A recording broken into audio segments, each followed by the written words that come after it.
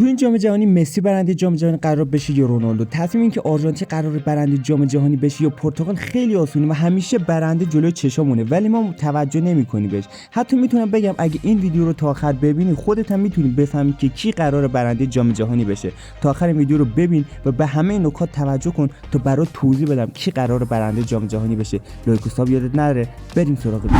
ببین جام جهانی از اون جامایی هستی که تمام کشورهای منطقه جونشون رو میدن تا صعود کنن و هر لحظه برن بالاتر تا شاید بتونن جام رو ببرن. ما کلی تیم داریم که مدعی جام جهانی هستن، مثلا فرانسه یا اسپانیا و این تیم ها، و واقعا تیم های بزرگ و قوی هستن، ولی همه میدونن مسئله اصلی سر آرژانتین و پرتغال هسته.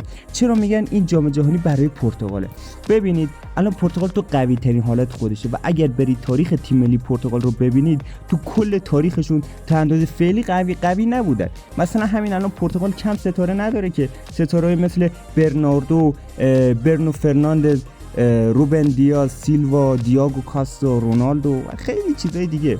از اون طرف شاید به چشم نیاد ولی فشار روی تیم آرژانتین زیاده، چون سال 2022 آرژانتین برنده جام جهانی شده و الان کلا رسانه‌ها روی آرژانتین زوم کردن و تیم‌هایی هم که جلوی آرژانتین بازی میکنن با یه انگیزه 2 برابر بازی میکنن و این شاید موجب باخت آرژانتین بشه. ولی خب توی تیم پرتغال هم رونالدو الان تقریبا 42 سالش شده و استقامت قبلش نداره و نمیتونه به سرعت قبل حرکت کنه، اون شوتای خوبو بزنه و این مهمترین نگرانی پرتغال هسته. ولی خب خیلی معتقدن که مدافع عنوان قهرمانی باعث فشار برای آرژانتین نیست و برعکس این یک دلیل محسوب میشه که آرژانتین امسال دوباره برنده جام جهانی بشه، چون آرژانتین هنوز بخش بزرگی از اسکلت قهرمان 2022 رو حفظ کرده. ولی خب سن رونالدو مزایا خودش هم داره، همون قدری که معایب داره. مثلا رونالدو همین الان تو 6مین جام جهانی داره بازی میکنه، یعنی 6مین دوره که داره تو کریرش جام جهانی بازی میکنه. رونالدو تجربه‌ای داره که هیچ بازیکنی در طول تاریخ در جام جهانی نداشته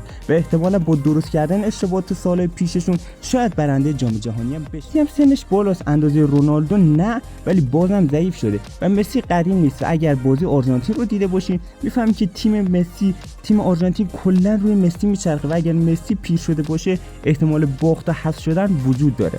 و از طرف پرتغال بازی اولش رو خوب شروع نکرد که با تساوی بازی تموم شد که این تساوی برای پرتغال یه باخت محسوب میشه. از اون طرف هم مسی عملکرد درخشانی داشته که توی اولین بازیش هتریک کرده و توی دومین بازیش دبل کرده که واقعا سطح انتظار از آرژانتین میبره بالا. ولی خب با وجود شروع بد پرتغال رونالدو جام‌های زیادی برده. مثلا سال 2025 قهرمان لیگ ملت‌های اروپا شد که همین نشون داد توانایی شکست دادن تیم‌های بزرگ و قدرتمند داره. پس با بازی اول هیچ چیز نمیشه تصمیم گیری کرد که مسی از اون طرف برخلاف این چیزا خطر مصدومیت رو داره، چون تو همین سال گذشته چند بار با مشکلات بدنی و مصدومیت مواجه شد و این میتونه موضوع نگران کننده برای آرژانتین باشه. پرتغالی تنها جامی که ندارن همین جام جهانیه که جاش تو ویترینشون خالیه.